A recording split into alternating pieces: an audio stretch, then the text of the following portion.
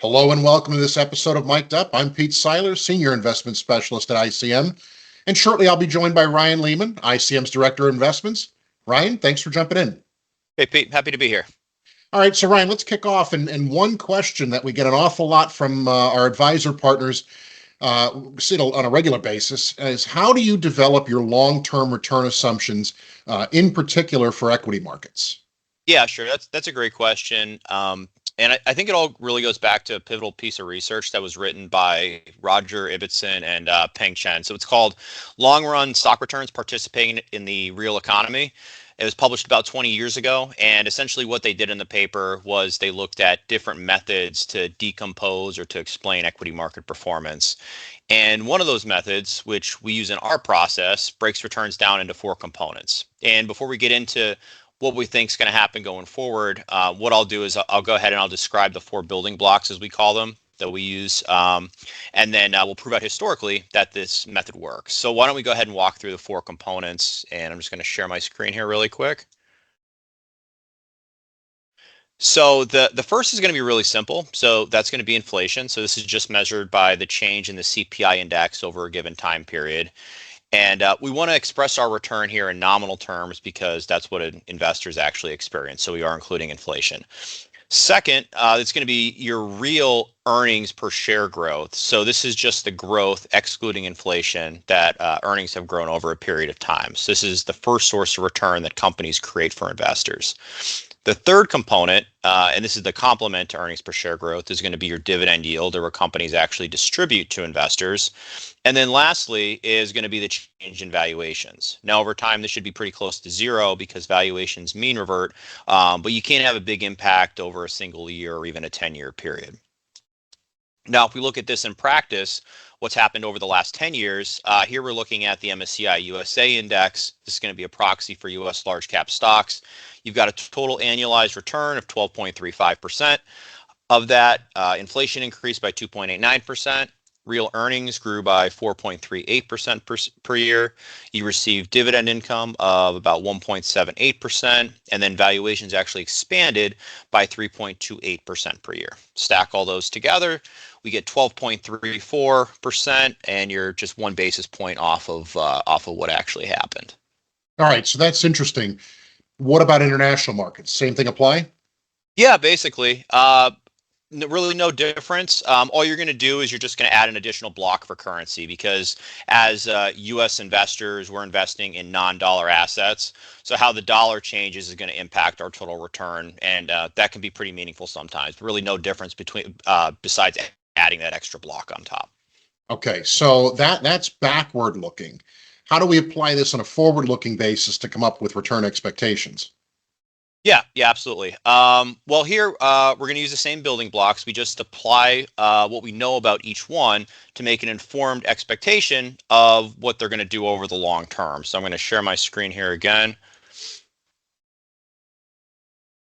So if we start with inflation, here we're going to use market implied inflation expectations for the next decade. And this is really easily accessible through what's called the break-even inflation rate, which is just based on some information that you get from the 10-year TIPS bond. Sure. Now, for earnings growth, while this number is going to be potentially volatile over short periods, when you strip out inflation, that makes it pretty stable. And what makes it even more stable is when you look at the annualized growth over a 10-year period. So here we're just going to use the historical growth rate for this asset, which in this case is U.S. equities. That's grown at about 2.5% annualized over any given 10-year period. Income also pretty stable over time, but it can vary a little bit. So for this component, what we're going to do is simply assume that yields today are going to eventually revert to a long-term average. That's going to get us to about 1.6% over the next decade.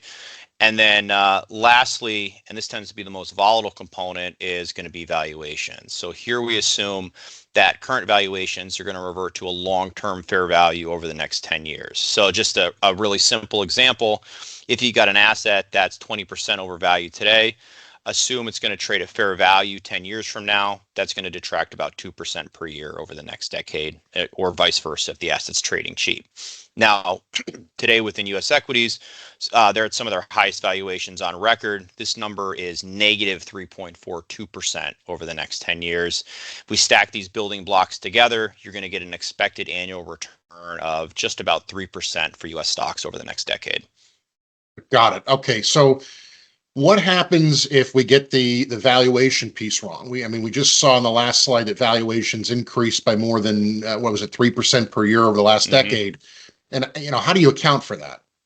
Yeah, I think that's a great observation. And one thing I want to point out is that valuations are reliably mean reverting. So over time, they will likely return to some level of fair value, but they can move in an unexpected direction. And in particular, this happens when bubbles are either inflating or deflating. So I'm just going to pull this chart up real quick again.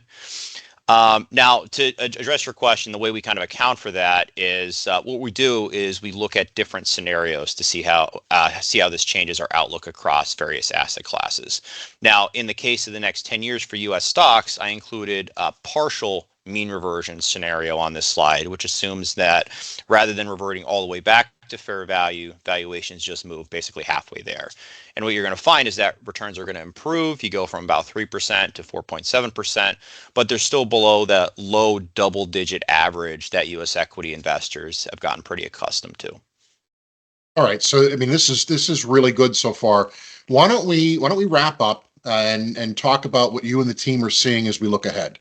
Yeah, absolutely. I think there's a little bit of good news and a little bit of bad news here. So I'm going to share my screen one last time. Sure. And why don't we go ahead and start with the bad news? So U.S. equities, and in particular growth stocks, can't continue on the pace that they've been on over the last decade. So over the last 10 years, we've seen valuations expand by more than 3% per year, and valuations can't go to infinity. In addition, we've had companies growing their earnings at about 2% per year above the long-term average in real terms.